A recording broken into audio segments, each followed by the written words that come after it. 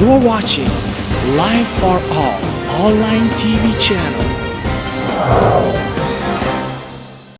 मसीह यीशु के अजीम जलाली और बाबरकत नाम से मैं आप सबको सलाम पेश करता हूँ।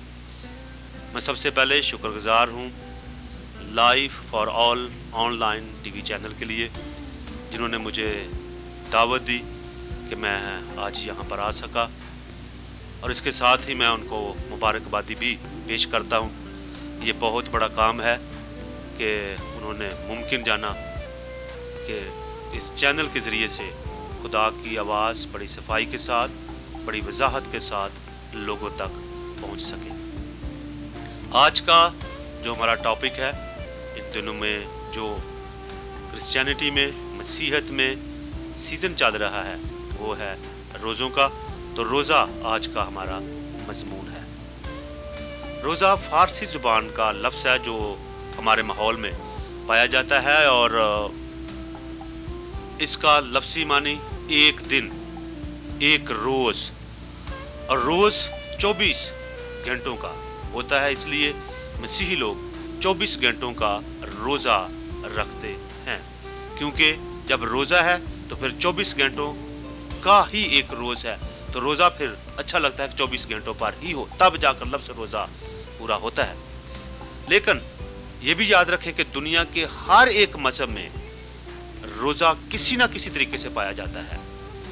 बेशक इसके अंदाज मुख्तलिफ हैं, बेशक इसके नाम मुख्तलिफ हैं, बेशक हर दीन, हर मज़हब अपने अपने तरीके से रोज़ा रखता है, लेकिन ये दुनिया के हर एक मज़हब में पाया जाता है। यहाँ पर मैं ये भी कहना चाहता हूँ कि याद रखें कि जो इब्रानी लफ्ज़ है रोज़ा के लिए, वो सौम है, और सौम लफ्ज़ ही अरबी ज़ुबान में इस्तेमाल किया जाता है। ऐसे लग रहा है कि जैसे अरबी ज़ुबान में इब्रानी से लफ्ज़ सौम आया है। सौम जो लफ्ज़ है इब्रानी ज़ुबान के मुताबिक इसके 3 मानी हैं, 3 मुख्तलिफ इसके मानी हैं। नंबर 1 इसका मानी है रज़ाकराना तौर पर पाबंदी करना। नंबर 2 इसका मानी है अपने मुंह को ढांप लेना, और नंबर 3 इसका मानी है परहेज करना। ये 3 सौम के इब्रानी ज़ुबान के मुताबिक मानी लिए जाते हैं, और 3 ही इसके मकासद हैं।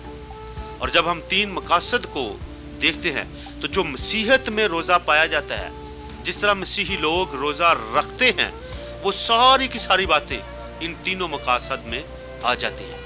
उसमें पहला मकसद रोज़े का ये है कि खुदा के साथ गहरी रिफाकत रखना, ये रोज़ा है, और ये मकसद है इसका, खुदा बाप के साथ गहरी रिफाकत रखना। नंबर 2 इसका मकसद है रोज़े का कि अपना मुतालबा, कोई भी मुतालबा हो, मुश्किल हो, कोई मुसीबत हो, खुदा बाप के पास उसको लेकर जाना। और तीसरा जो इसका मकसद है, खुदा की खुशनुदी रज़ाकराना तौर पर पूरी करना। जो खुदा की चाहत है, खुदा का मकसद है, वो आज़ादी के साथ रज़ाकराना तौर पर वो पूरा करना। अभी जब हम इन 3 मकासद को अपने सामने रखते हैं, तो मसीही लोग इन तीनों मकासद को लेकर बढ़ रहे हैं, और वो चाहते हैं कि जब हम रोज़ा रखें तो ये तीनों के तीनों मकासद पूरे होते जाएं। उसमें मैंने अर्ज़ की, उसमें मैंने बताया कि जो पहला मकसद है वो है खुदा बाप के साथ गहरी रफ़ाकत। हम अंजील शरीफ में पढ़ते हैं, कलाम मुक़द्दस में हम पढ़ते हैं, और यीशु अल मसीह का जो रोज़ा रखने का अंदाज था, जो जिस तरह उन्होंने रोज़ा रखा, वो हमारे सामने आता है। और लिखा है अंजील शरीफ में कि उन्होंने 40 दिन और 40 रात फाका किया, और ये फाका करने के लिए ये लिखा इससे पहले कि वो जंगल में चले गए थे। ये जंगल में जाना इस बात की अलामत है, ये इस बात को पेश करता है कि इसलिए जंगल में चले गए थे कि दुनियादारी से अलहदा हो जाए, जो दुनियादारी के काम हैं उनसे अलहदा हो जाए, दुनियादारी की जो बातें हैं उनसे अलहदा हो जाए, और वो अलहदा होकर खुदा बाप के साथ गहरी रफ़ाकत रख सके। ये उसका पहला मकसद था।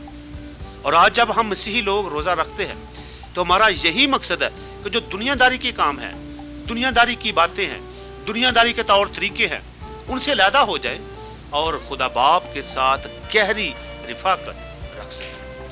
دوسرا جو مقصد میں نے پیش کیا، اپنے مطالبہ پیش کرتا ہوں، یہ بھی ہمیں نظر آتا ہے پرانے عہد نامہ کو جب ہم پڑھتے ہیں، ملکہ استر کا روزہ جو اس نے اپنی ساری قوم کو بچانے کے لیے رکھا، نینوا کا روزہ جہاں پر یونا نبی تھے، مشکل ہونے والی تھی، اس مشکل سے نکلنے کے لیے انہوں نے خدا کے سامنے روزہ رکھ کر مطالبہ پیش کیا کہ وہ مشکل سے نکل جائے۔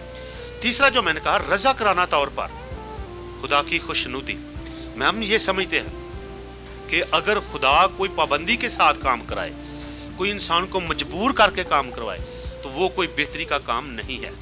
تو اس لیے مسیحی لوگ رضا کرانہ طور پر خدا کی خوشنودی، خدا کا وہ مقصد جو انسان کو جہاں میں بھیجنے کا ہے، وہ رضا کرانہ طور پر پورا کرنا چاہتے ہیں۔ اور خدا نے انسان کے سامنے مقصد یہی رکھا ہے کہ وہ خدا کی تعریف، خدا کی حمد کرتا رہے۔